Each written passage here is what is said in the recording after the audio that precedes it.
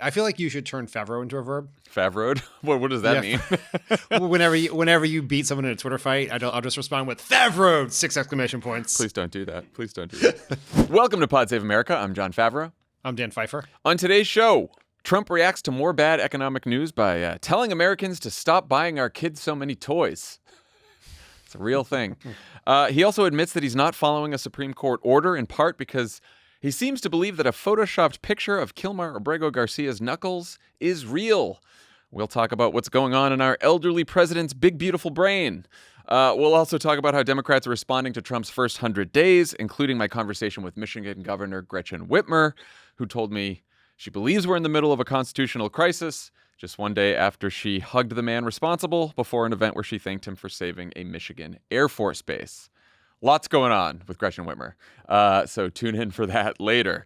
But let's start with the breaking news. Dan, we got a shakeup. We got our first big White House shakeup. Yeah. What's happening? Trump announced that National Security Advisor Mike Waltz, who started the world's most famous group chat, is being nominated for UN ambassador, and that Secretary of State Marco Rubio will also serve as interim National Security Advisor. It's been reported that Walz's deputy, Alex Wong, will also step down from his job. The news came as a surprise to just about everyone in Washington, including Rubio's State Department spokesperson, Tammy Bruce, who found out in the middle of her briefing. Let's listen. The president has just written on Truth Social that Mike Waltz is going to become the new U.S. ambassador to the United Nations. Well, there you go. Fabulous. And in addition to that, he says that in the interim, Secretary of State Marco Rubio will serve as National Security Advisor while continuing his strong leadership at the State Department. Do you know how long he's going to be serving in both roles? It is clear that I just heard this from you.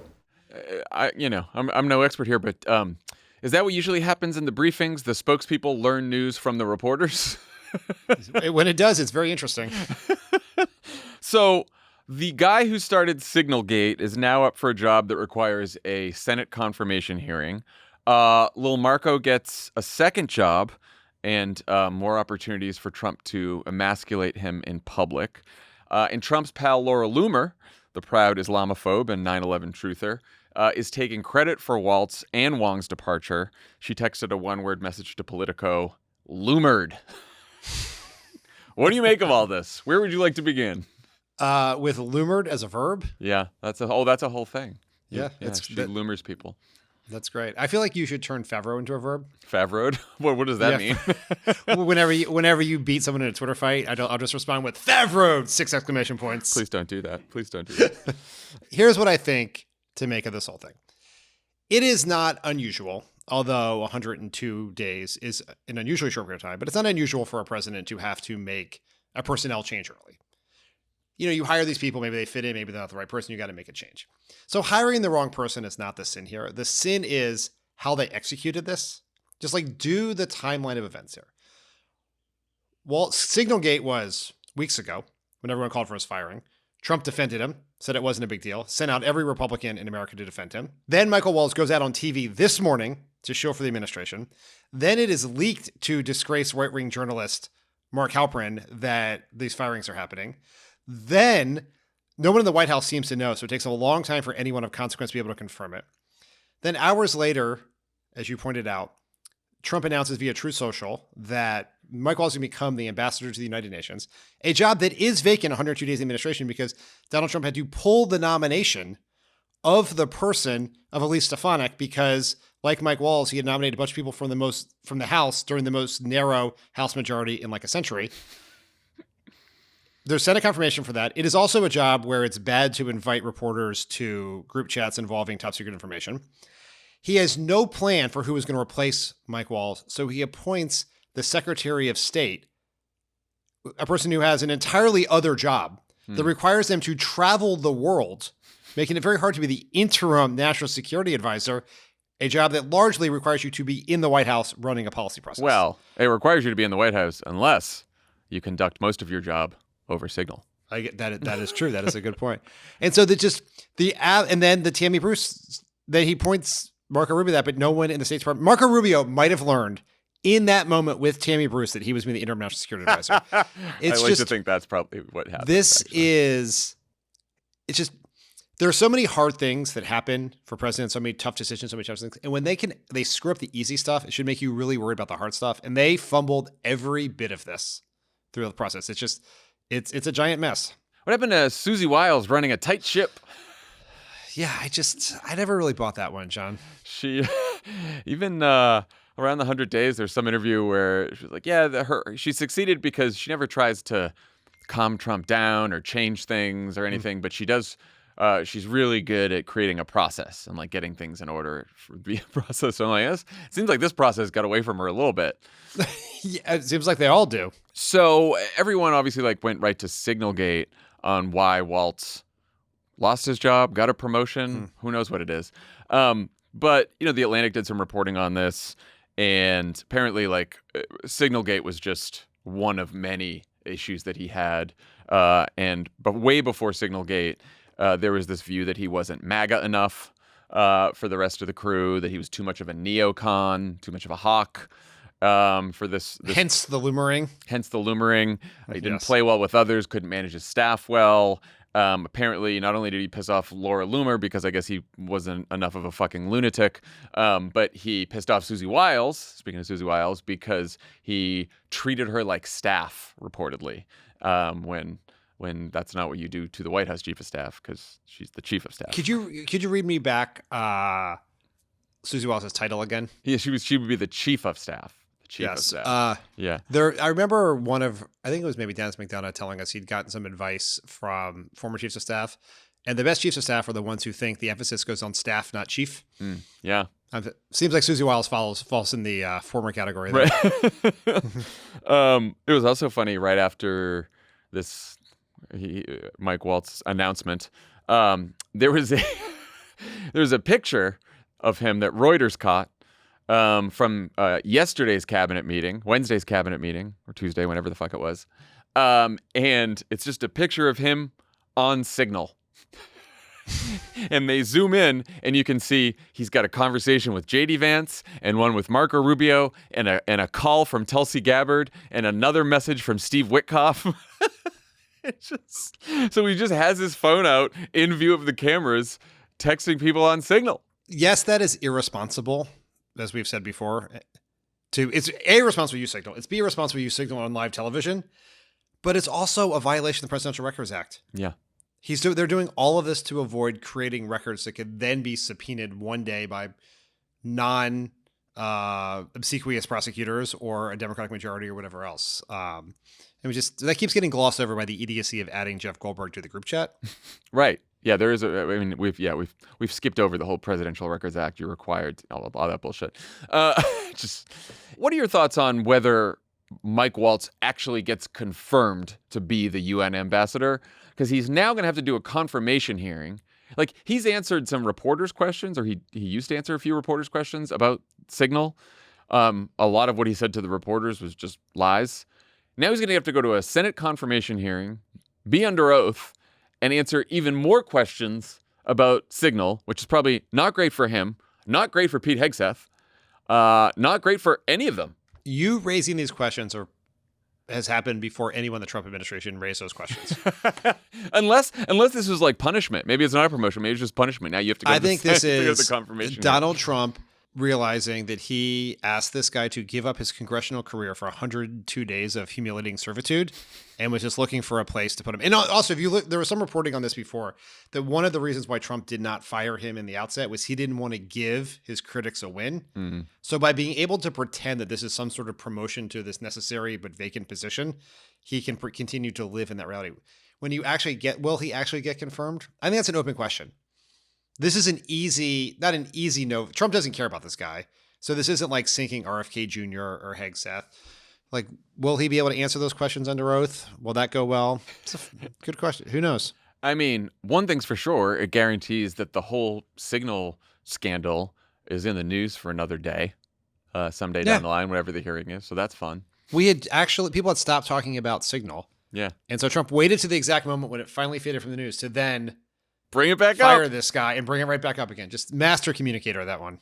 Well, excited for Marco for his new job. Just more opportunities to be humiliated. Can I give you a take on this? Yeah. I think this is the way in which he gets Marco out and Steve Witkoff in. Oh, out like for good? From both, good, for from good. all the jobs? Or does Oh, well, Marco, no, he makes Marco it- also he has makes- Marco has a third job, by the way, that we should mention, which he is the National Archivist. National Archivist. Is he no longer running USAID? Well, USAID is like officially done. I mean, it is like it doesn't exist. whatever foreign aid we still have is within the State Department. So in that sense, he's there. But yeah, no. He's like the security guard at a zombie mall, basically. He's got all the important jobs, Marco. But what I think happens here is he does this job for a while. Trump decides he should do the job. He forces him to give up his State Department job. Witkoff comes in. And now Trump has his punching bag with him every single day. The problem is it's hard to humiliate Rubio when he's off in different time zones all the time. Now he will be down the hall. Yeah, I mean, the only way that he could humiliate Rubio more at this point is to put an actual dog collar around him and like have a chain. Just make him. Where Rubio's just walking next to Trump on all fours. I mean, can we get that for the pot art? This is the first 100 days, so I hope someone is going to an AI image creator and see if we can get that made. I'm thinking of the scene, the end of what that movie? What was it? This Is the End. Remember the one with Yes. You know the scene I'm talking about. Seth Rogen? Yes. Yeah. No. Anyway, that's what I'm thinking about. Let's get to something that really matters. Donald Trump's new war on Christmas, which is part of his broader war on the U.S. economy and people who buy things. On Wednesday, we got the news that the economy actually shrank over the first few months of 2025, despite being projected to grow. To save you all the trouble of Googling the official definition of a recession, it's 2 consecutive quarters of the economy shrinking. So 1 down, 1 to go. The worst part, the GDP data that we got is from January through March. So before Trump announced his Liberation Day tariffs that are currently wreaking havoc all over the world, in the markets, tanking consumer confidence, causing all kinds of U.S. companies to warn us about empty shelves, higher prices, factory closings, layoffs. Trump was asked about all this during the cabinet meeting where Mike Waltz was very busy on Signal. And boy, did Trump nail the answer. Let's listen. Core GDP, and this is, you probably saw some numbers today. And I have to start off by saying that's Biden. That's not Trump, because we came in on January. This is the quarterly numbers. So this is Biden. And you could even say the next quarter is sort of Biden, because it doesn't just happen on a daily or an hourly basis. They made $1 trillion with Biden, $1 trillion, even $1.1 trillion with Biden selling us stuff. Much of it we don't need. Somebody said, the shelves are going to be open. Well, maybe the children will have $2 instead of $30, And maybe the $2 will cost a couple of bucks more than they would normally. But this is a man who told Jeffrey Goldberg and Ashley Parker and Mike LaSher when they were in the Oval Office to look up at the ceiling because it's covered in 24 karat gold. Yes. Who needs the extra dolls for Christmas? This is an actual line that the man said, the President of the United States. As you might imagine, this one's breaking through. Even the New York Post, Rupert Murdoch's New York Post, made it Thursday's cover story with the headline, "Skimp on the Barbie." And that is fucking great. They know what they're doing at the New York Post with the headlines. They're very good at headlines. Gotta hand it to them. They're really bad at other things, Yes. but headlines they're very good at. Skimp on the Barbie. Trump admits that tariffs will raise some prices, cause shortages. Donald Trump has obviously said a countless number of dumb and politically damaging things in the decade we've been covering him.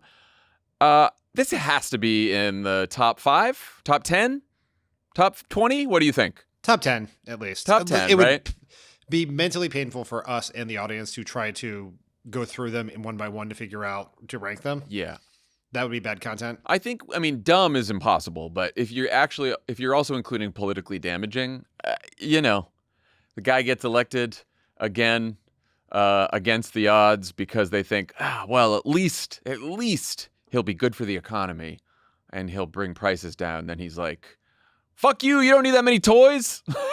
Right. Well, in the moment, it's just another crazy thing he said. But as the weeks go on and the shelves get empty and the prices go up, this becomes more painful. And then when you put it in the context of you're telling people to do without toys, to be willing, that you should just suck it up and pay more for things at the same time that he is trying to pass a massive tax cut for rich people paid for by cutting healthcare for working class people and stuffing his pockets full of billions of dollars of foreign crypto money. Like, you need that in context. And this will be one of those things, well, will this fade away like all the other Trump things? Well, that's actually something we all control. Right. And so it's up to Democrats and everyone else to remind people of this when the shelves are empty, right? We're weeks away from this. The last container ships filled with stuff that was pre-tariffs have come. And the next ones are going to be empty or with more expensive stuff. There's just an announcement today that Microsoft is raising the price of Xboxes by 25%. And the stuff that we need for the holiday season, those toys, that is the stuff coming now and in the coming weeks, all under the tariff regime. That line about the toys, which you could combine with any number of statements from Donald Trump and the rest of his administration on, like, we don't need cheap goods, we don't need TVs, Americans are buying too much shit, who cares, a little bit of pain, no big deal. I mean, there's just line after line, like, these should be burned into the minds of the American people so that they can recite them in their sleep. That is how much content, ads, everything else the Democrats should be putting out on this. You shouldn't be able to go anywhere without hearing that line from Donald Trump about the toys, especially around Christmas. We need billboards outside of Targets and Walmarts. That's what we need. Oh, man. Stephen Miller tried to clean this up at his briefing today, where he was screaming about how children must learn to love America in our schools. They will learn to love America. And someone asked him about this, and he said, if you have a choice between a doll from China that might have lead paint on it and not be well constructed, and a doll from America that's made with great environmental standards, which Trump is repealing all of them, you'd probably be willing to pay more for the American doll. That's a Stephen. There are no American dolls. That's a Stephen Miller. I think the American doll might be made in China. I have to check on that. I think like 80% of toys that we buy in this country. I think it's higher than that. Yeah. It would be nice if we had a doll industry in America to Yeah. supplement these Chinese dolls. And maybe it'd be a little more expensive to buy high quality, non-lead paint, like union made dolls, but those don't exist. Yeah, doesn't. That's exist. not a thing. Doesn't exist. That's what Stephen Miller's saying. 3 Trump officials told Rolling Stone that they're already stockpiling goods at Target. Bulk toilet paper, food, household supplies. They're also stashing cash reserves in their homes in D.C. and the reason they're doing this is because, and this was the quote one of them gave Rolling Stone, it would be stupid not to. Explain the cash reserves. Yeah, well, I mean, because I understand the other that's a little stuff. Frightening. But what do we not know that they know about the banking system right now? I know. That is somewhat alarming. Also, sorry, if these guys were true Trump fans, they would have been stocking themselves with Trump coins. Oh, yeah. Yeah. That is a good idea. The Trump meme coins. That's a perfect story about the Trump economy. You can't get actual things on the shelves, but you can buy the fake coins that make the president richer. That's what you can get. Perfect. The U.S. Toy Association, which is what represents all the toy manufacturers in the United States, says, quote, we have a frozen supply chain that is putting Christmas at risk. If we don't start production soon, there's a high probability of a toy shortage this holiday season. Are you going to start buying your kids toys for Christmas now? I feel like I should go on Amazon tonight and start buying some toys. Here's the thing. I wish I could, but the odds that what they like now is what they're going to like in December. You're right. To imagine. I know. And just buy some Legos. What's your take on the effectiveness of blaming Joe Biden for this one, as Trump has been doing? I would note that all the way back before Trump took office, when stocks were going up, Trump posted, "This is the Trump stock market," because his theory then was the stock market was going up because everyone was so excited that Donald Trump got elected and was about to become president. Now the stock market's down. It's Joe Biden's fault. Yeah, I don't think this one's going to work, John. Let me just give you 3 poll numbers that go at the core of the flaw in Trump's argument. In the NPR PBS Marist College poll that came out last week, 60% of Americans said the current economic conditions are mostly a result of Trump's policies, while only 39% said he inherited them. In the CBS News YouGov poll, 54% said that Trump's policies were more responsible for the state of the economy. Only 21% said that about Biden. And in the Gallup poll, 89% of Americans say that tariffs, Trump's signature policy, will lead to higher prices. I mean, yeah. Well, I guess all those Americans in the majority nailed it because that's the truth. Yeah, they're exactly right. I mean, it is fascinating how Trump screwed this up because, as we know all too well, for almost the entirety of Obama's first term, if you ask people who was more responsible for the state of the economy, they would pick Bush over Obama. Yeah. Because they understood that the financial crisis happened before Obama. There's a world in which Trump could have come in and, like, he would never actually do this, but a smart, normal human would say, we didn't get in this mess overnight. It's going to take us a while to get out of it, but we're going to be working on it. Instead, he declared it several times during the campaign that prices would go down immediately. Inflation would be vanquished. And so he set expectations the wrong way and then put in place a policy designed to do the exact opposite of what he ran on. And so, no, I don't think blaming Joe Biden is going to work here. Though they are doing the old Biden strategy of you get Stephen Miller out there be like, egg prices are down, and actually inflation is down, and grocery prices are down. It's like, all right, man, you tell us all the made up statistics you want about how great the fucking economy is when the shelves are empty and the prices have risen and the factories close and the people are laid off. Guess what? We're gonna know it's bullshit. People, they see the price of eggs. They know. We haven't even had the chance to talk about the Amazon story from earlier this week. There was reporting on Monday that the company was considering displaying the cost of Trump's tariffs next to products on its website, which got me very excited. The White House immediately went to war, calling it a hostile and political act. Trump then called up his new pal Jeff Bezos, and wouldn't you know, Amazon put out a statement saying the tariff indicator was only under consideration for Amazon Hall Marketplace, which competes directly with Chinese retailers that have actually been displaying the tariff price increases. Meanwhile, UPS says it's going to lay off 20,000 people and close 73 facilities because of lower volume from Amazon. Some of that is pre-planned, but the CEO acknowledged on an earnings call that the tariffs are creating huge uncertainty, saying the world hasn't been faced with such enormous potential impacts to trade in more than 100 years. Trump's making history again. Is that a Smoot-Hawley reference? I think it might be, yeah. GM also said on Thursday that it stands to lose $4 to $5 billion in profit this year because of the tariffs. Question for you. Why would it have been a hostile and political act for Amazon to let consumers know about the impacts of the tariffs that Donald Trump loves so much? I thought these tariffs are going to make us rich. It's going to make America great again. They're going to bring back manufacturing. He should be proud of advertising what the tariffs are doing. Why hide them?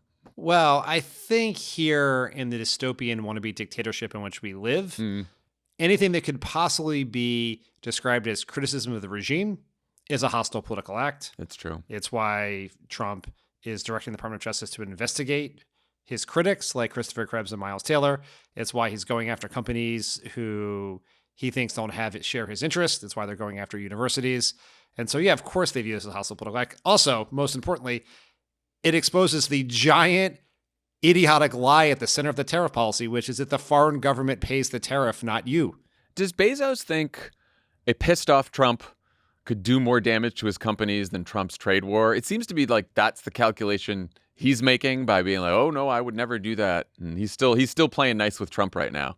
Like, why not display I guess we'll see how the trade war goes as it continues, but like, why not display the tariff tax next to each product?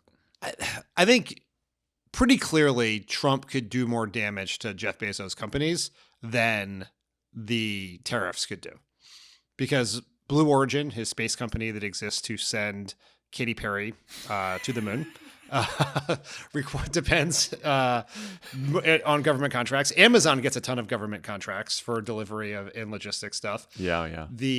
Imagine if Trump unleashed the regulatory hounds on Amazon. Yeah. Right. The FTC, all of those things. So they could do real lasting damage if you assume that this trade war has some end date. And Amazon is also a reseller of other people's products.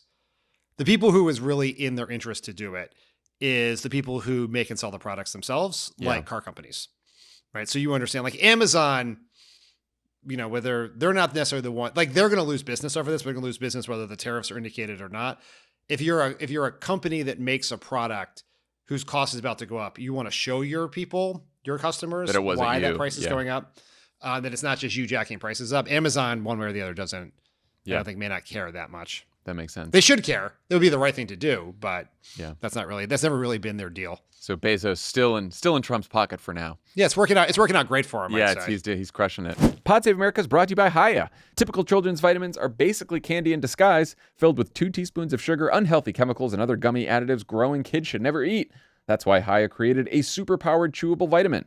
While many children's vitamins are filled with 5 grams of sugar, which is known to contribute to a variety of health issues, including making your kids bounce off the wall for a few hours, Hiya is made with 0 sugar and 0 gummy additives.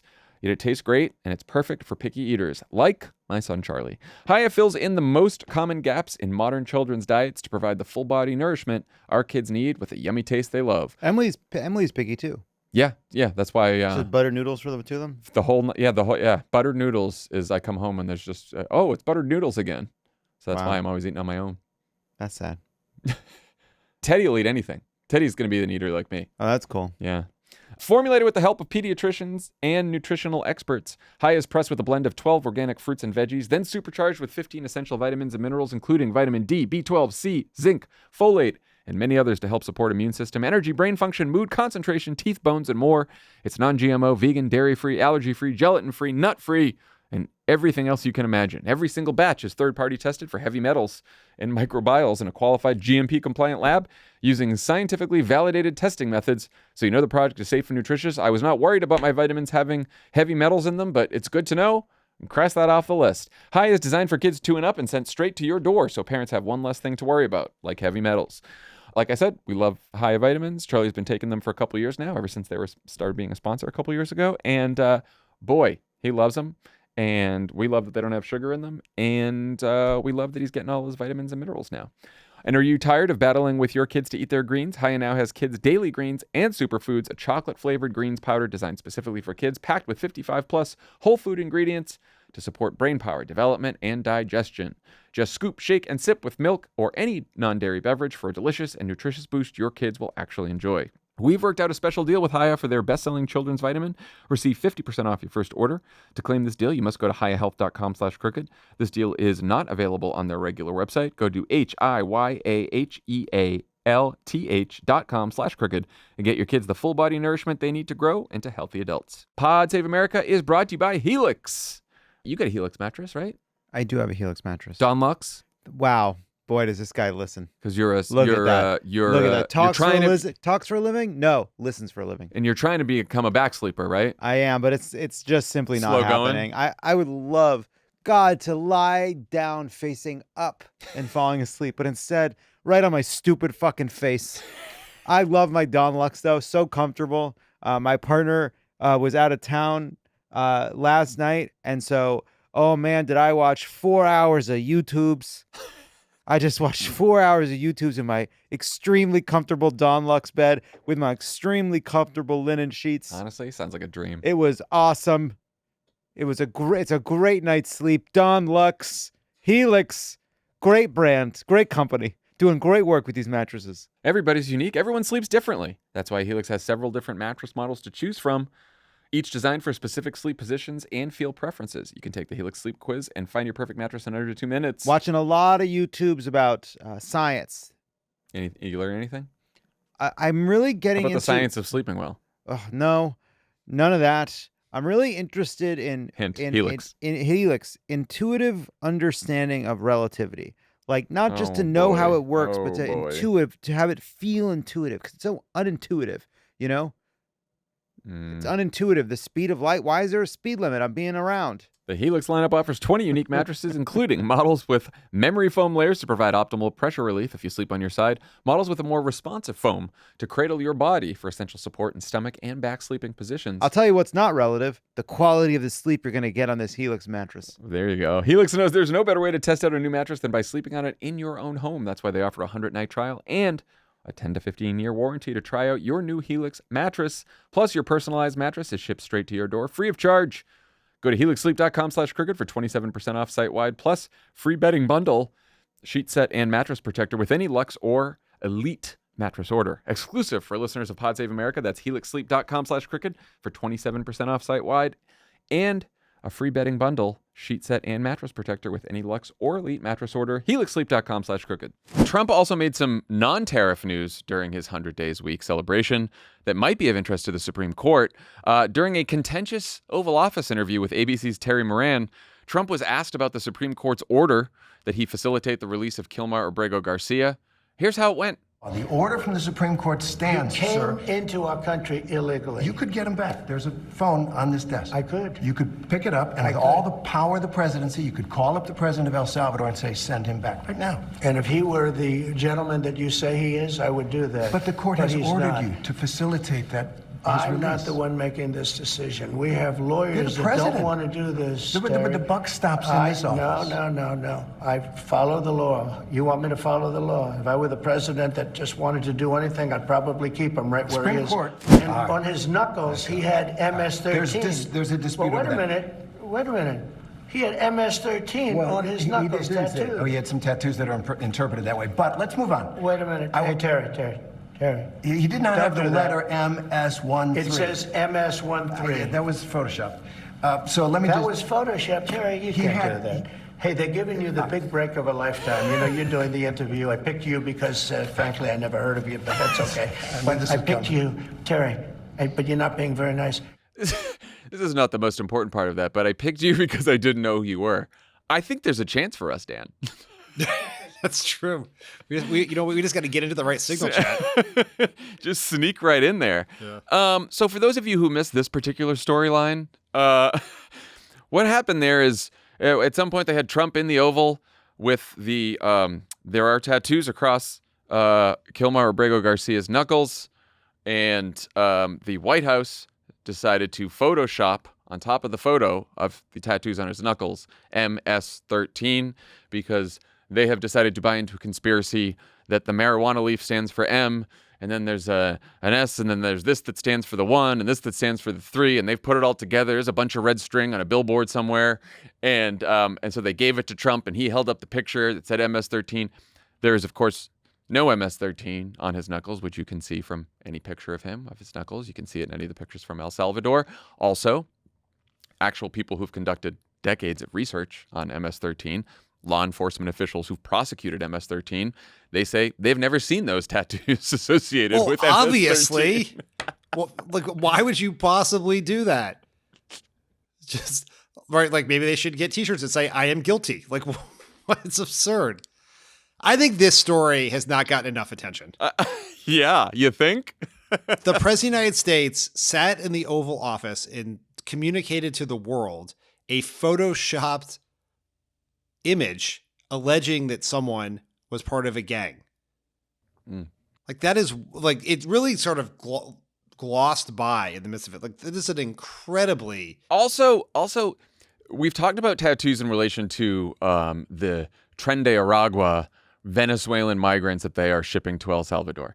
The government, nowhere in any of the court filings or court records or the gang worksheet that was filled out by the PG County cop that ended up getting suspended for misconduct and fired, nowhere in any of that is the government or anyone alleging that his alleged ties to MS-13 had anything to do with the tattoos. The tattoos have never come up anywhere. Do you think if he had gone into court that day with MS-13 tattooed on his hands, would have been in dispute? No, of course not. And we have the pictures from Chris Van Hollen's visit. Yes. And someone photoshopped it, and then a bunch of fucking yahoos at the White House, either wittingly or unwittingly, decided to believe it and then broadcast it to the world.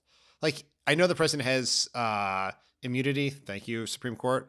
But like, that is defamation, like hands down. I mean, and I can't tell. It's like, does he truly believe this? He is does. he just lying? He I does. think he kind of No, truly. he I think he believes- truly believes it. I think one of the takeaways in the Oval Office meeting with Bukele, and the way he talked about Terry Moran is, he is in a completely fucked up information bubble. Like, he does not know what's in the Supreme Court case.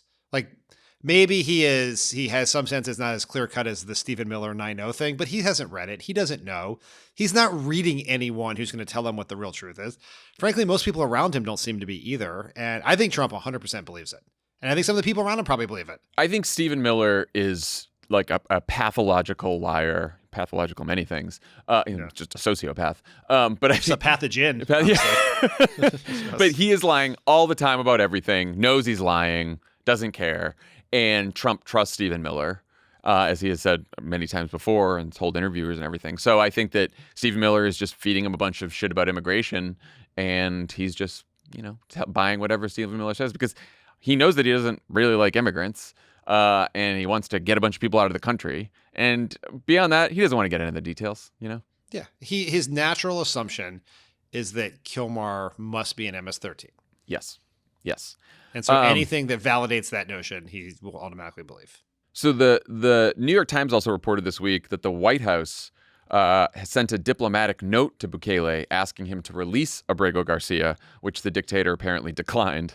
That, of course, contradicts what Trump told Terry Moran about how he could pick up the phone at any moment and get him back. He just doesn't want to because he doesn't think he's a good man.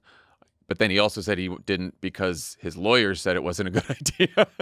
How do you think all that's going to land with the 9 justices on the Supreme Court when this inevitably comes back to them? I really can't believe that democracy is going to hinge on the interpretation of the word facilitate. I know. On the merits, this would be open and shut. They said you have to do it.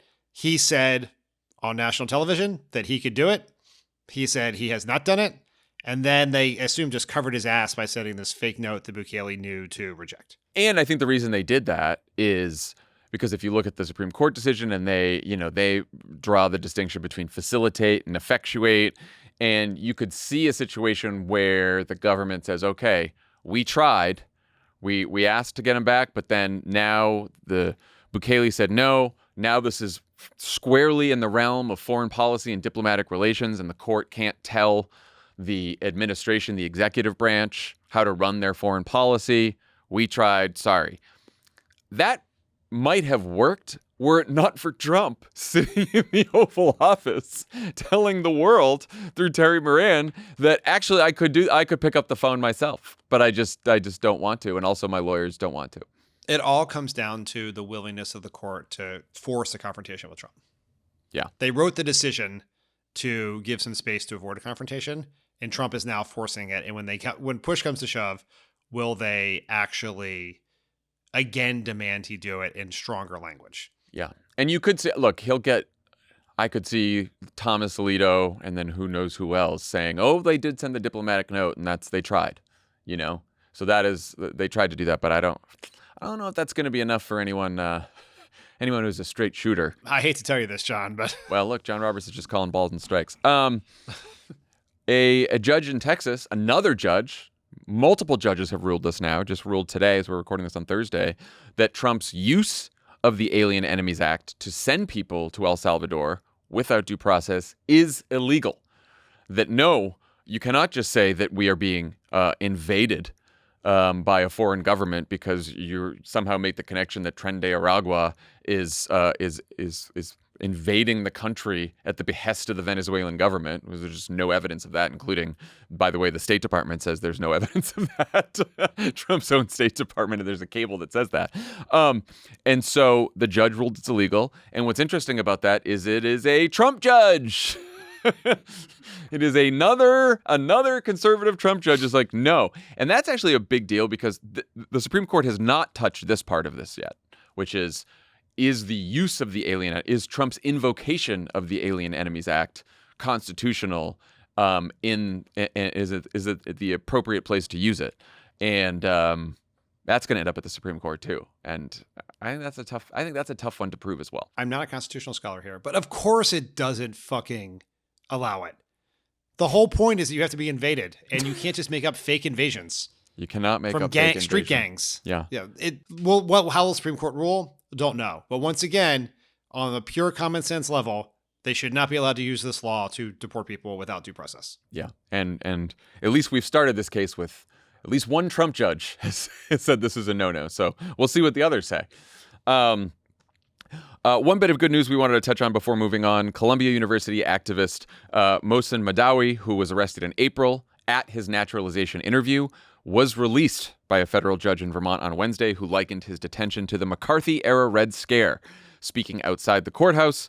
Madawi said, "We have to mobilize, we have to organize, we have to invest in peace and center compassion and empathy." And he told the Trump administration, "I am not afraid of you."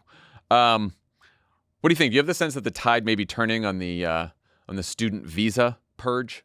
Maybe it kind of feels like it. I mean, the White House, the administration has backed off on a lot of it. There's been a lot of very good public demonstration against it and public pressure put in place, and so we'll see. Right? You never want to claim victory, the Trump administration, on an immigration issue, but it seems like the momentum for what they were doing has stopped. And there were too few people when the first cases started happening where people were afraid to speak up. They're afraid, and that seems to have changed. And the fact that people have spoken up, both political leaders, university presidents, others in the community, protesters themselves, has changed the tide here. I think that's a positive sign. And Marco Rubio, the Secretary of State, does have, unfortunately, a lot of leeway to terminate visas if he believes the visa holder, the student, represents a threat to our foreign policy or national security, or would, their existence in the country would mean adverse effects for our foreign policy, whatever the exact language is. But you still have to prove that. Yeah. You have to have some evidence for that. And I don't think an op-ed in some cases, or just showing up at a peaceful protest, I don't know that's going to be enough for the courts. It shouldn't be. It shouldn't be. It wasn't in this case, at least. All right. Let's talk about how Democrats have been responding to Trump's 100 Days Week celebration, with lots of posting, protesting, and speechifying, including a return to the spotlight for Kamala Harris, who gave a big speech late Wednesday night in San Francisco, where she called Trump's tariffs, quote, "the greatest man-made economic crisis in modern presidential history," and warned of a constitutional crisis. She also praised fellow Democrats for, quote, "speaking with moral clarity about this moment." What'd you make of the speech? Why give it now? Why give it now is an interesting question, because we are more than 100 days in. This is really the first time anyone has heard her speak since her concession speech at Howard University. Yeah. That is a sort of an unprecedented period of time for someone to stay silent, particularly someone who reportedly has political ambitions for something beyond this, right? It's not just someone who lost and then that was the end of their career. Yeah. She had some event that was like sort of little remarked on, where she spoke a little bit about people finding courage, and then she spoke out. She toured the fire damage in LA and said a few things there, but that's really been it. This is like the first. This is big just speech. this for her first comment, and this was pitched as we Yes. saw stories about. This was pitched as her first remarks. My takeaway here is that she is someone who is still processing the loss and in a bit of purgatory about her political future. Does she want to run for governor? Does she want to run for president? Or does she want to do neither and do something else with her life? I think she's declared she wants to stay involved in some way, but that does not necessarily entail elective office. And I think this speech looks one way if she's decided to run for governor. I think it looks another way if she's definitely decided that she'd most likely run for president. And it looks a third way if she's decided something else. And she clearly hasn't decided among those things. The other thing I would just say is I'm not sure I would have picked a speech at a gala event that happened at 8 p.m. Pacific time as my big moment.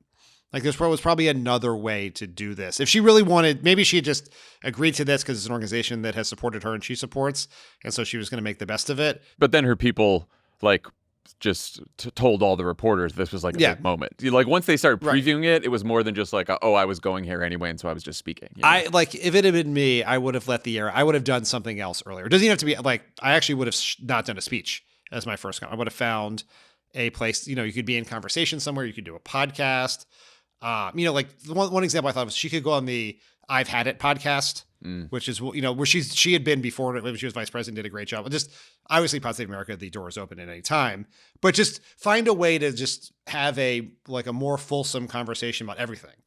What happened, why you lost, what do you think about happening, without having to give, because a speech just comes with expectations. Mm-hmm. What are you going to say that's new, right? How are you going to, what is your reaction to all the world? I think there was probably a more formal, more modern communications way to do it. But it was fine. It was fine. This is not the end all be all of the whole thing. I think one other thing that just we don't think about because we're in it every day, but when you look at the polls of who people think the leader of the Democratic Party is, the plurality by far is Kamala Harris. Yeah.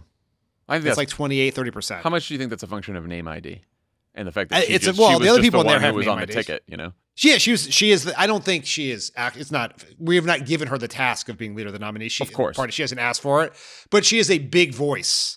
Like if you look about people who can get attention in this moment to make a case against Trump, she is on a short list of people who can do that. Yeah. Right. And it seemed like she wanted to give the speech, but not get a ton of attention, given how she gave it and when she gave it. So it feels between. I guess I would say this, it feels betwixt and between for me. Yeah. To your point about it looks one way if she's running for president, another for governor, another if it's something else. I think if she ultimately decides that she's not going to run for anything else and she's just going to, speak out whenever she can and do whatever else, but I think it's like a perfectly fine speech. I think if she's running for president or if she's running for governor of California, then, she needs more. We need to hear more from her because I think it was a lot of it's just sort of warmed over rhetoric that she didn't really say anything new or interesting or particularly insightful that we haven't heard before.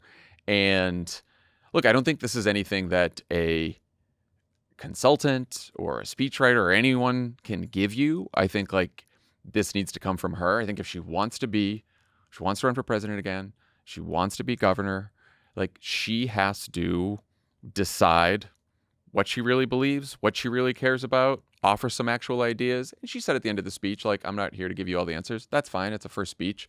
But I just think that we need more from her. And look, I think she had an enormously difficult job in the 100 days of this campaign. I think she stepped up in a huge way. She deserves all the praise in the world for that. But you need more if you're going to, at this point in the country, where the country is right now, Donald Trump president, we're under threat, constitutional crisis, all the stuff we've been talking about. Like, you got to have something to say about that is different than just rhetoric, and mostly the speech was just rhetoric. I think the place where I would offer some grace here is we've known people who've run for president and lost, particularly if you're the nominee. And it is a pretty earth-shattering, traumatic experience. It takes a long. Al Gore grew a beard. It really, and she's in a particularly strange position where it's like, one day she's vice president. She's just going about her life. Maybe she's going to get reelected as vice president or not, but she has this future. And then she didn't run for president in 2024. She got snatched out of her job, thrown into this thing with 106 days to go, gets this burst of momentum, outperforms all reasonable expectations for most of that campaign for someone who's put in that position, and then loses to this horrendous, horrible person. It's clear she's still processing that. And she found herself in a situation where she had to say something, hasn't figured out what's next for her or like what the next step is.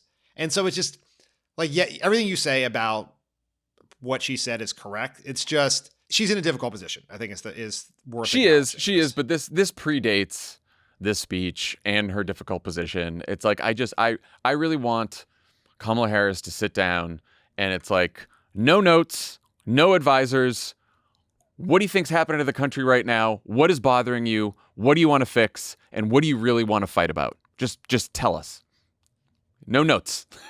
And I think that would do her. I mean, again, if she doesn't want to run again for anything, that's fine. Then I have no criticism.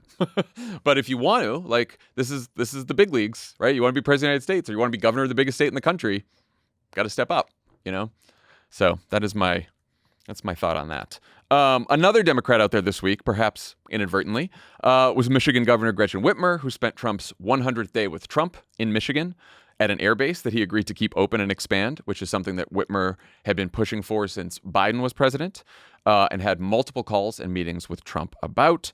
Trump thanked Whitmer at the event and then, without warning, asked her to say a few words, which she looked so psyched to do. So Whitmer awkwardly thanked Trump without saying his name, shook his hand, walked away. This was after an equally awkward embrace on the tarmac, half embrace. He went in for the embrace. She kind of had her hand on the shoulder. It was very awkward. And that came a few weeks after Whitmer's now famous Oval Office meeting with Trump, which, unbeknownst to her, started as a press event where Trump announced criminal investigations into 2 former Trump administration officials, ultimately causing her to hide her face behind a folder which was a picture that will live in infamy. Just exactly how she planned it all, I'm sure. Yes, it's on the whiteboard. So I spoke to Governor Whitmer on Wednesday about all this. You'll hear that conversation in a minute. But wanted to ask you, what do you think of all of this, her last few weeks, the event this week? So let's stipulate that a lot of people have declared that her political career is functionally over because of the hug, the folder photo, all of that, that if she had any presidential ambitions, it was over. I think that's premature. There's plenty of time to bounce back from what has been an uncomfortable couple weeks here. Having said that, I think that some of these things definitely raise a question of political instincts. Like, I still don't understand why she did not walk out of the Oval Office. And the second you walk out of the West Wing of the White House, there are reporters arrayed there with microphones. And you could just, if you don't want to yell at the president on live national television in his office, I can buy that. Other people may think, maybe some people do that. If you don't want to do that, that's fine. But you can't go out and not say something to the press about what you just witnessed. She told me that what reporters haven't been reporting is that she did leave. Like after the picture, and after she started close to him, and then she sunk away, and then they did the folder, and then she left, and she talked to her staff, and she said, I told them, like, we must get it out there that I don't agree with it. Which it still gets to your point where you're like, she could have told the cameras that, Right. It's like the way to think about it is, it's both you have a problem, and you got to fix your problem right away, and it may also be an opportunity if you handle it right, like that. I don't know why that instinct wasn't there, but I think there's something bigger than just what Whitmer. This is about bigger than Whitmer. Like, what I think we're seeing here is what I think is the real divide in the Democratic Party now, which is not left-right. It's those people who truly believe to their core that we are in an extraordinary, dangerous moment in American history, and want to respond as such. Those are people like AOC and Bernie, Chris Murphy, Cory Booker, who sort of are trying to toss traditional ordinary politics aside and respond in a new way that is commiserate with the threat that Trump faces. Then there's another group of people. There's no group of people who think Trump is not bad. No. But the other group of people, which I think Whitmer falls into this and Schumer falls into it, is that Trump is bad and dangerous, but we are not truly in a crisis that necessitates an extraordinary response, and that ordinary politics can still work. That it is okay to believe that the traditional rules of how shutdowns work out politically is the same way. And then in Whitmer's case, you're still in a moment where the right thing to the good politics is to bring the bacon home for your state.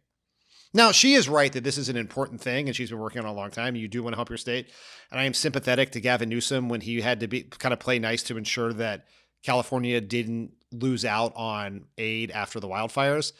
But if you truly believe that Trump is something dangerous, you don't get on stage with him. You don't vote for his budget. You don't put yourself in a position where he could hug you, right?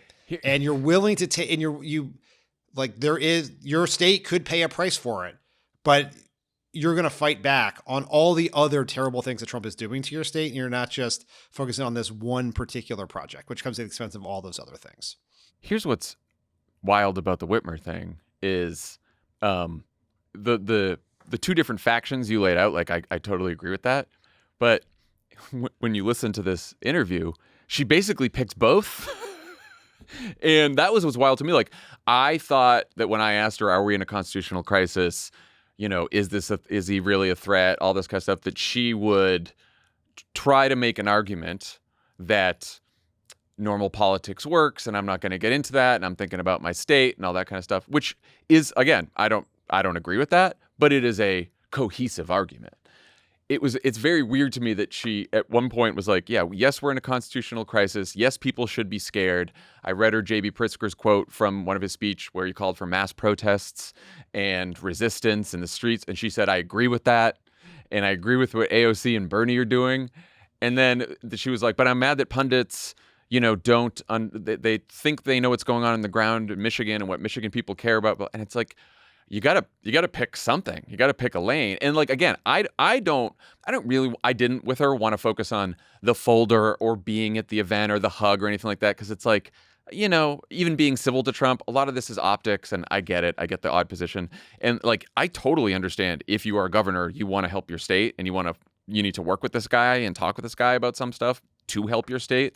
I get that. And other people who are like, you don't understand. She needs to help jobs in Michigan, and people in Michigan love her for this. And that's great. Like, I get that. That's fine. You can still do that while also speaking out about the threat of Donald Trump, which she used to do all the time back in 2020.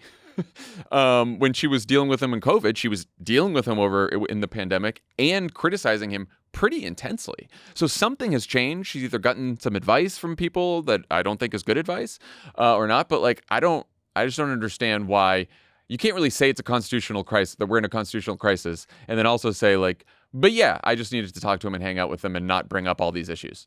I think I have not listened to your interview yet. I look forward to it. This is so not speaking just specifically about Whitmer here, but everyone is saying what they think people want to hear about it being a constitutional crisis. The question is whether you truly believe it. I agree. Whether you're responding as if it is true, or you're saying it because to say there's no one saying it's not bad. There's no Democrat arguing that, or that this is a passing thing. It's really in their actions. Right. We can truly understand how much they believe it, how worried they are about the moment. But also, like, if you don't really believe it, don't say it, because this goes to a problem of Democrats and their credibility with voters, right? Which is, and we've talked about this before with a number of Democrats, where we say democracy's on the line, Donald Trump's a threat to democracy, what are we going to do? And then he wins, and everyone's like, okay, just kidding, we're going to work with him, it's going to be normal, we're going to figure things out. And that's obviously an exaggeration, but that's the gist. And I worry for anyone who is saying what they think activists want to hear or what they think people want to hear. And you get a lot of, Whitmer did this, Kamala Harris did this in her speech. People are like, and I want to call out Chris Murphy and Cory Booker and AOC and Bernie. Like, they're praising the people who are speaking out and acting like it's a constitutional crisis. It's like, it's nice to praise them, but like, what do you have to say about it? Like, are you going to do something about it? Because if you do believe it's a constitutional crisis, then like, show us, And if you don't, then make an argument that it's not. That's fine. No one knows what's going to happen. Maybe it's also very possible that Gretchen Whitmer has no desire to run for president. True. Yeah.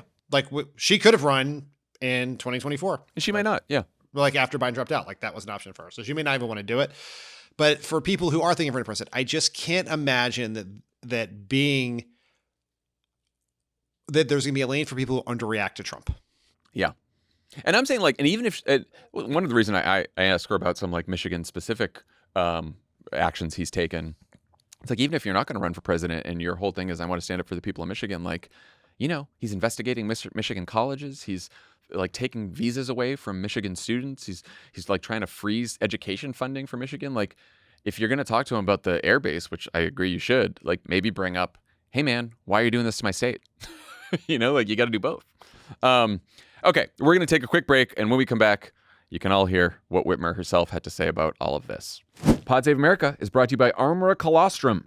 Spring is here, and we're all looking to get out of the house, shake off the cobwebs. Shake off those cobwebs. And feel our best. To give your immunity and gut health a boost in the right direction, try Armor Colostrum. Discover the transformational health benefits of Armor Colostrum that have earned tens of thousands of 5-star reviews. Probiotics and other supplements are touted as a gut health solution, but most products on the market are dead before they even reach your gut. Armor Colostrum naturally fortifies your entire gut wall system and optimizes your whole body microbiome, which helps guard against irritants that can trigger digestive issues and compromise your immune system. Research has shown that colostrum also helps to enhance nutrient absorption. Let Armor Colostrum help you reach your goals by promoting lean muscle building and fueling better performance and faster recovery.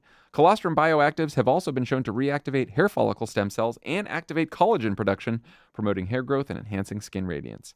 Gotta be radiant for summer.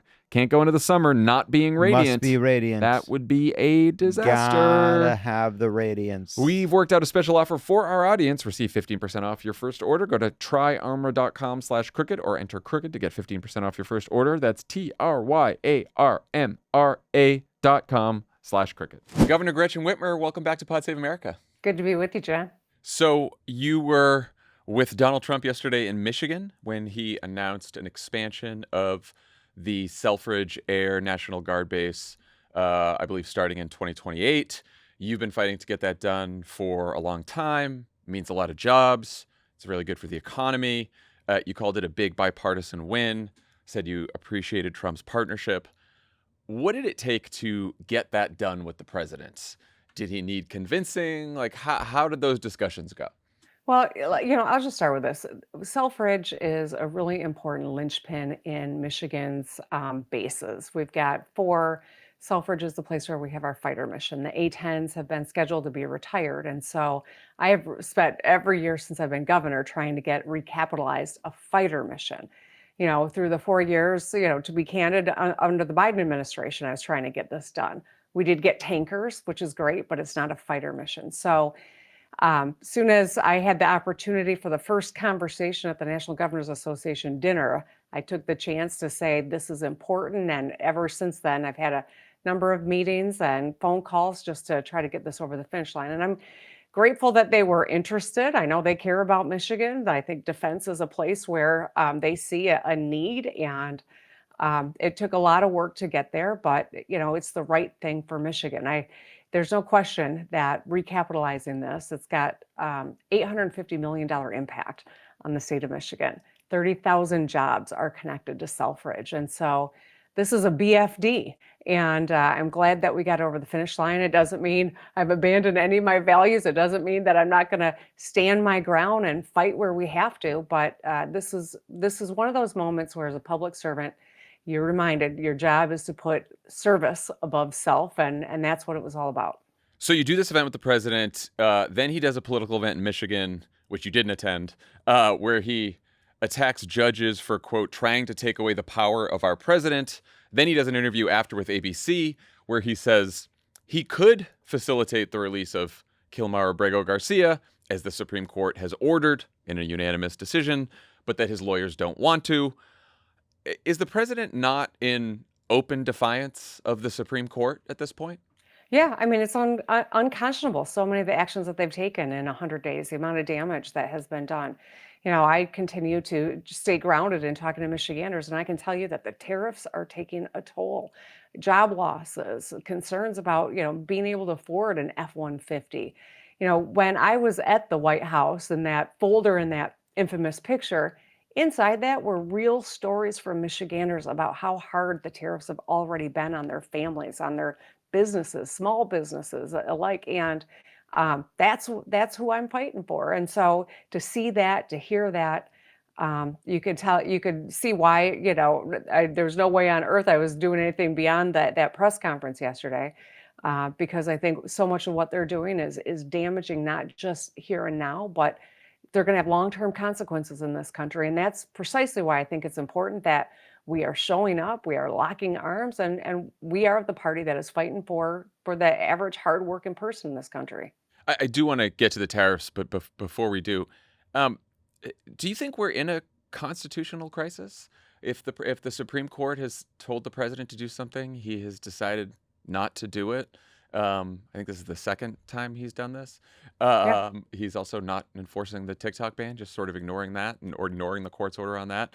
Are we in a constitutional crisis? And what's the responsibility of other leaders in the country if we are?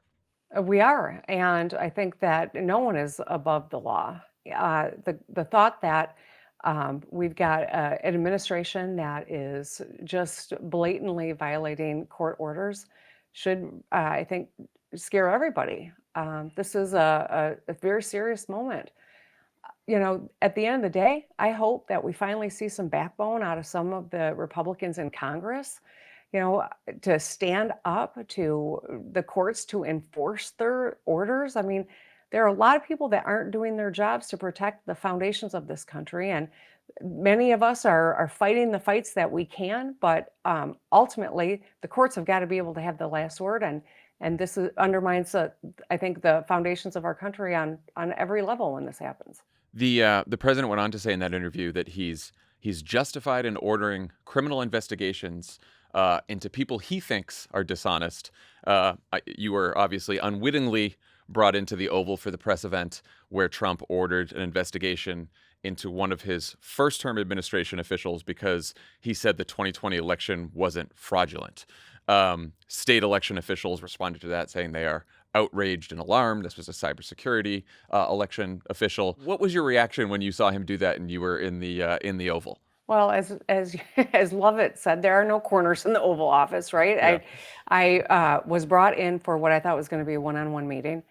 It became very clear as soon as I walked in the room that that was not the case. I grabbed one of his staff people. I said, "What is happening here?" And he said, "He's just going to sign executive order, and then you're going to have your meeting."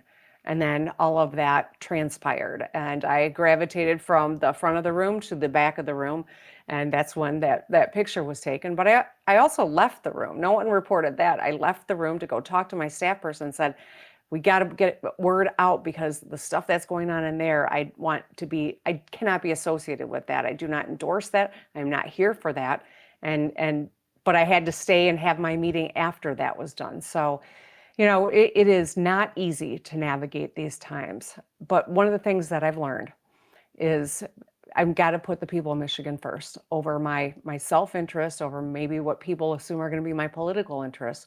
The people of Michigan come first. I took an oath to them.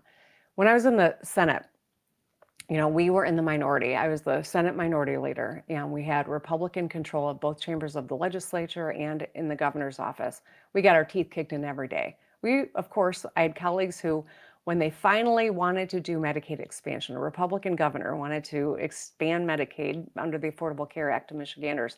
Some of my Democratic colleagues said, hell no, let's not do it. Let's make him beg for it. Let's deliver him a loss, and then they'll have to come back. And I didn't want to take that risk because I knew hundreds of thousands of Michiganders might get their health care from this. And so I went to work to bring my Democratic colleagues along. It wasn't easy, but at the end of the day, that's the job. That is the job that I have. And if we Democrats want to be successful in future elections, we can't forget that. We got to give each other the grace to fight on the battlefield and lock arms, because these are high stakes moments in this country as we think about all the stuff that's just happened in merely 100 days. Trump is currently investigating Michigan colleges and universities for their diversity policies. He's already tried to kick dozens of Michigan foreign students out of the country. He's threatening to unlawfully freeze federal funding for Michigan public schools, as he's already doing in Maine, because Governor Mills spoke up in a meeting. Have you asked the president to stop targeting people and institutions in your state? You know what, I have talked to the president about tariffs, which obviously we don't agree on. I have talked to the president about Asian carp that pose a real threat to the Great Lakes. I have talked to the president about ice storm victims in northern Michigan, who I'm hoping we can get some help from FEMA to support. I have not had that direct conversation on this subject yet, but I'm not afraid to do that. Yeah, I guess where I am on this is, like, I totally understand the need to work with even this president, because whether we like it or not, he has a lot of power to help or hurt people that, in your case, that you represent. But he's also abusing that power right now to hurt people that you represent. And so I wonder if isn't it worth speaking up for the rights and the freedoms of those people when you're at an event with them or when you're in a meeting with them? Yeah, whenever I get the opportunity, I use every minute of that to cover a lot of different issues. So this is, I think, a very important one that you're raising. There's no question, and I will continue whenever I have opportunities to make sure that I'm covering as much as I can. No question. On tariffs, the president offered some relief to automakers last night. He announced, though, the headline in the Detroit Free Press is Trump scales back tariffs on automakers, but analysts still expect car prices to rise. Do you agree with that? And did you get a chance to raise tariffs with him on Tuesday, and what have those conversations been like about tariffs with him? I did not get much of a chance to talk about it on Tuesday, but I did say that the big three and the auto industry is hurting in Michigan because of the uncertainty around tariffs.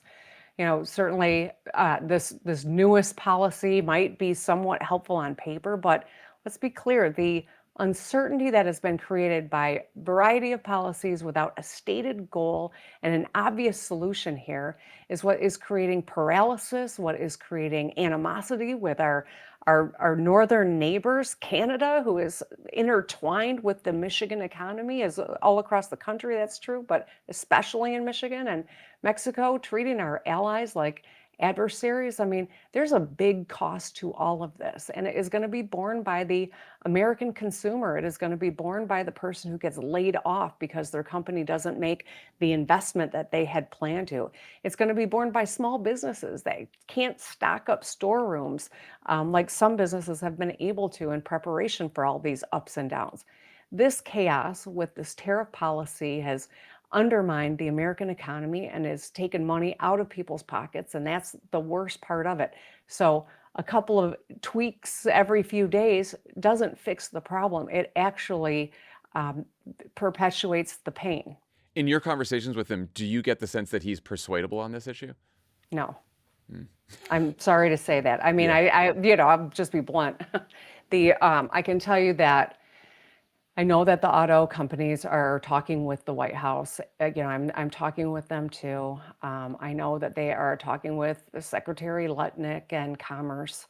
And obviously, they've had some impact in that they've reevaluated some things. But I do believe that there is a core belief that messing with tariff policy is going to be good for America, but it's not based on any, I think, economic prowess or strategy. And I think that's the biggest concern, is that if there was a goal, if there was a new rule that was going to last, American business might be able to figure a way to work with it, but the chaos is the biggest problem at the moment. I remember when the fires hit Los Angeles, I interviewed Governor Newsom shortly after, and he was dealing with somewhat similar to what you were dealing with Selfridge, which is, he was trying not to criticize Trump too much because we needed to get federal funding for disaster relief for California. And I asked him in the interview, I said, are you scared that if you criticize him too much or piss him off, then he's going to yank federal funding and not give us the disaster relief aid that we need? Do you worry in the next couple of years that if you criticize Donald Trump too much, that he might change his mind on Selfridge? No, I mean, I don't. They've made a commitment. This is, there are Republicans and Democrats that have been working hard to get this done. They got it done. He got great, headlines here in Michigan. I mean, people are thrilled with this. So, no, and, my job is to fight for Michiganders. And that means, John, it means making tough decisions in a pandemic that ultimately people threaten to kill me. I'm still going to put Michiganders first. It means showing up at the Oval Office and maybe having people, pundits take shots at me for being there.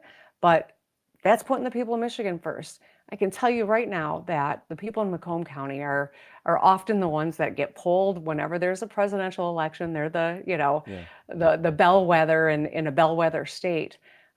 They don't care, whether or not I held up a folder in a picture. They don't care. They care if they're going to have a job.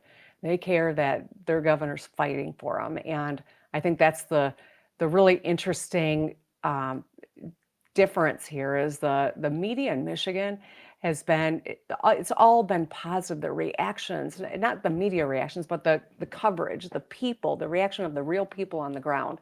And it's one of the things that real frustrate me about sometimes the national pundits is they're telling Michiganders what they're thinking without actually talking to Michiganders. And I think that's something that we have to educate people on, because, man, if you're ever going to be able to fight for and earn the respect of people on the ground, you gotta be there with them, and that's what it's all about.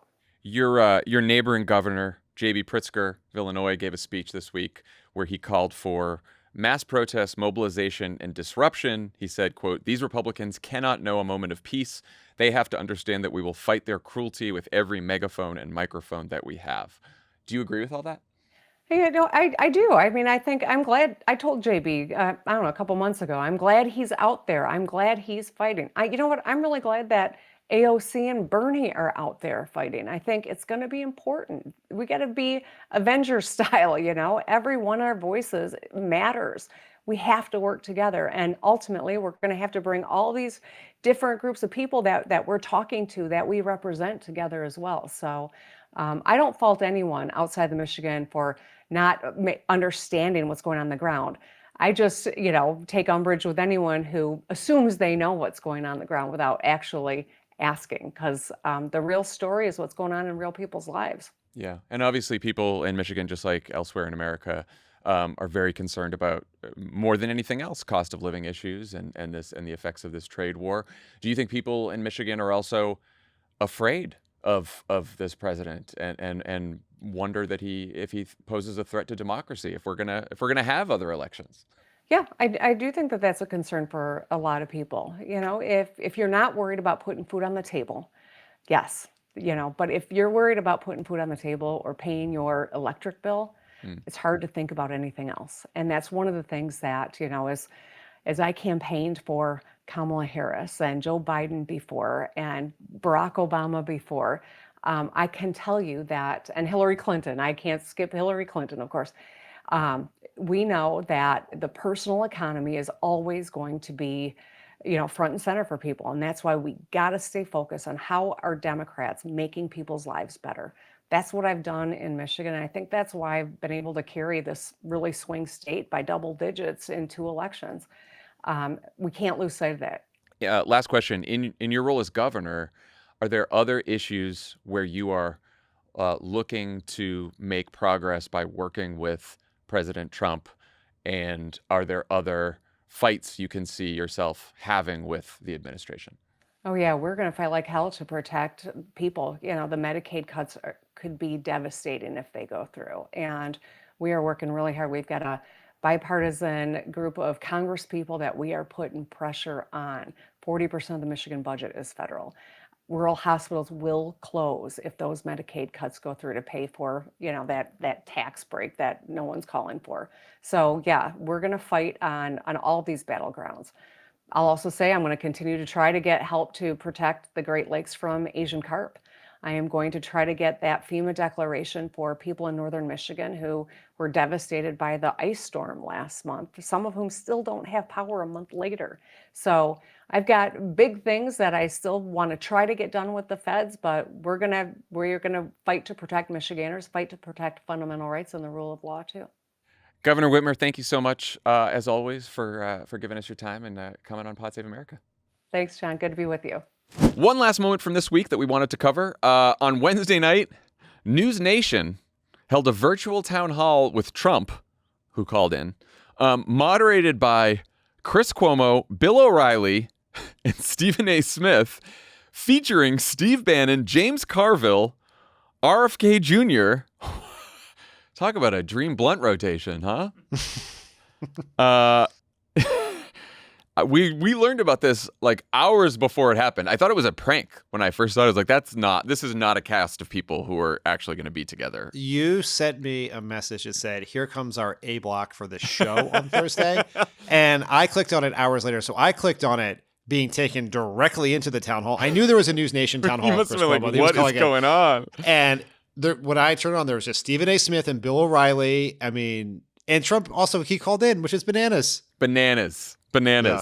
So Stephen A. asked him about his fight with Harvard, and here's what happened. Because when people think about Harvard, what they're basically talking about is they're asking, what do you say to those who view your actions as an attack on academic freedom rather than a defense of fairness? What do you say to that? Well, I say this: we had riots in Harlem, in Harlem, and frankly, if you look at what's gone on, and people from Harlem went up and they protested, Stephen, and they protested very strongly against Harvard. They happened to be on my side. I got a very high black vote. You know that. Very, very high black vote. It was a very great compliment to me. I did criminal justice reform. They agree with what I'm doing with respect to Harvard. Lots to unpack there, Dan. Lots to unpack. First of all, does he start things off by confusing Columbia and Harvard because he was saying there's the riots in Harlem? Yeah, it seems that way. So that's number one, right? I think, unless he thought he said Harlem instead of Harvard, but I think he got Harvard. He got to Harvard. Also, in all of the times that Trump has talked about the protest at Columbia University, he has never referred to it as the riots in Harlem until a black person asked him about it. Yep. And then why did he mention the black vote? Why did he mention the black vote out of nowhere to Stephen A. Smith, the black person who asked him? It's truly Pavlovian racism. He just sees a black person ask a question, and he cannot fathom in his lizard brain that a black person can ask him about a question that is not specific and inherently and entirely about something involving the black community. It's why he talked about criminal justice reform. I mean, it's bananas. He also uses the term "they" in there like 5 times. That's what I'm saying. The cherry on the sundae is the very end where he said, they like what I'm doing at Harvard. The black people? The black people of America like that I'm investigating Harvard over anti-Semitism. Which was not your question, Stephen, but you are black, so I thought you might be curious to know that. But by the way, Stephen, you may be asking me a difficult question that's a little challenging, but I want you to know that other black people, they voted for me. That's what I got from it. I don't know how else to take it. Yeah.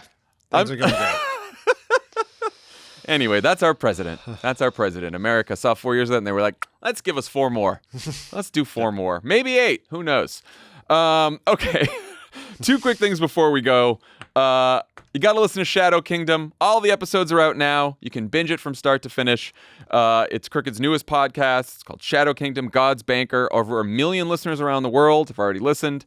The story's got it all. Money laundering, secret societies, the Vatican playing spy games. It explains how far-right movements started finding fertile ground in Europe. A perfect thing to listen to as we head into our conclave. You can binge all episodes of Shadow Kingdom wherever you get your podcasts or on Apple Podcasts. Also, new episode of Inside 2025 just dropped where, Dan, you and Alyssa answered listener questions about Trump's first 100 days. What'd you and Alyssa talk about? You know, it's so funny. I saw this in the housekeeping, and I recorded this podcast after a 35-hour trip home from the East Coast that involved some canceled flights, a radar down, and spending the night at the Newark Airport Hotel. Oh, boy. And I honestly don't remember what we talked about. I think we talked about... Well, this is a can't miss, people. No, in all seriousness, I say that only because... it was quite punchy. I was really... Oh, that's great. Now I'm listening. Yeah, you should listen to it. I was untethered. But we talked a lot about White House Correspondents' Dinner, how that works. I told some stories of our times at the White House Correspondents' Dinner. We talked about 100 Days, how the press views that. Do you remember where Obama went on his 100th day? No. Didn't I do the new foundation speech? We thought we went to Elkhart. We went somewhere else. We did a national televised press conference on the 100th day in prime time. There you go. Back when TV mattered. It was cute. And we told a bunch of stories. We got great questions. It's a ton of fun. Alyssa is, as always, a laugh riot on this thing. If you want to get access to this exclusive series, which you should, our Discord community and ad-free episodes of shows like Pod Save America and Love It or Leave It, head to crooked.com/friends to subscribe. That's our show for today. Dan's going to be back in the feed with a new show on Sunday. Dan, you talked to Chuck Todd, former moderator of Meet the Press. What'd you guys talk about? How's Chuck? Chuck is great. I wanted to talk to Chuck because politics and media are intertwined. And if you want to understand where politics is going, you have to understand media. Chuck has been at all levels of media, from the editor of a political tip sheet called The Hopline to a White House correspondent to Meet the Press. And now he is, like us, an independent journalist podcaster. And he had a lot to say about politics, about the state of the media today, how people are covering Trump, where the White House press corps is falling down on the job of standing up for their colleagues in the AP, and some tips on how someone can interview Trump. Something I hope we never have to know. I don't know. He didn't know Terry Moran. That's how he got in there. So maybe we'll host a Crooked Media Town Hall and get him to call in. That's all we need. All right, that's our show. Everyone have a good weekend, and listen to Dan and Chuck Todd on Sunday, and we'll be back with a new episode in your feeds on Tuesday. Have a good weekend, everyone. Bye, everyone.